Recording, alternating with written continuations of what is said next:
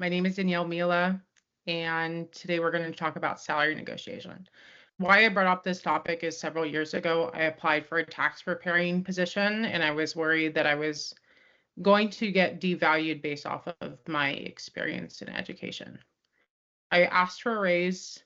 When I got to the office and met all my coworkers, I realized that I was the only one who asked for a raise and that I was getting paid more than 90% of the people in the office, which was sad because those were also including supervisors and managers in that office.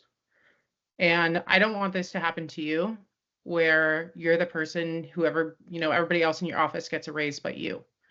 So that's why I put the main purpose of putting this presentation together. I'd love to hear in the chat, or you can say it out loud, what would you do if you had $10,000 more to spend each year working the same job description and same hours in a year time frame? So think about that as we Yeah, just way go off. along and talk about salary negotiations.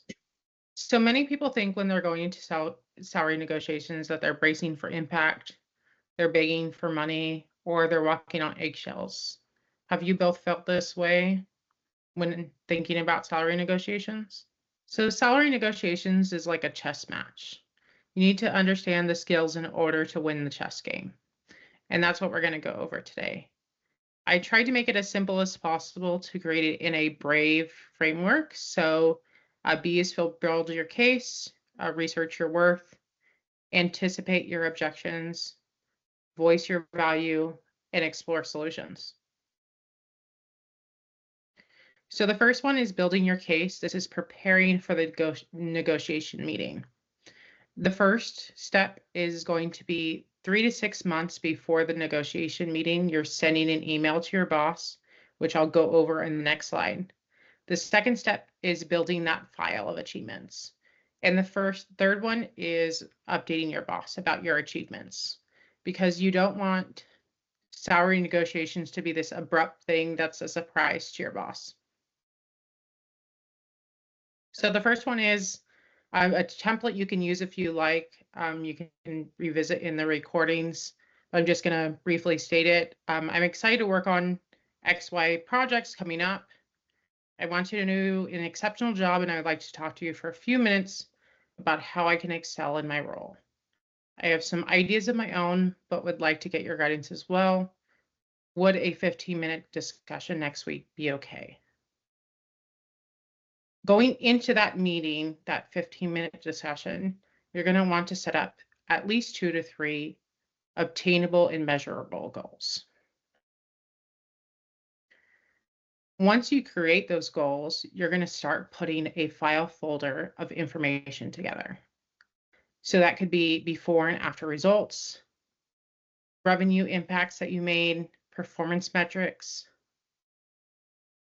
positive feedback, professional growth, and alignment with the company goals. As I said, you want to go to the third step and make sure that you're updating your boss on the achievements that you've accomplished. So I increased revenue by blank percent. I organized something by making improvements to the workflow. And then next week, I'll be focusing on priority or project in the future. I often find that many women devalue themselves in understanding their worth, especially in the workplace. So you can use websites like PayScale, Glassdoor, Indeed, to kind of get a rough estimate of what your market salary rate is for the current career and location you're at. I think another tool that many people don't use is find someone on LinkedIn that has a similar profession as you and take them out to coffee in your area or take them out to lunch. Learn about what they're doing in their careers and learn about what their salary is. Women have one great skill, well, many skills, but they're really good connectors. And the ability to connect with somebody who has a similar career to you may help not only open doors in the future, but also see what your market value is. As I said, many women devalue themselves in the workplace and understanding their values. So don't forget, to include your skills, your location, your experience, education certifications, performance reviews, and demand for your role. When you're going into that negotiation meeting, there's 3 things that you need. As we just talked about in the previous slide, we're talking about research.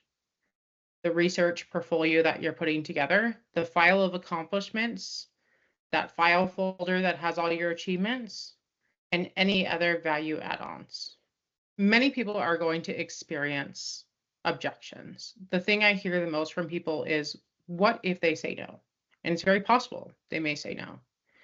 And I want to stop for a minute and think about 2 to 3 possible pushbacks that your boss may say to you asking for a salary negotiation. Things that I thought of.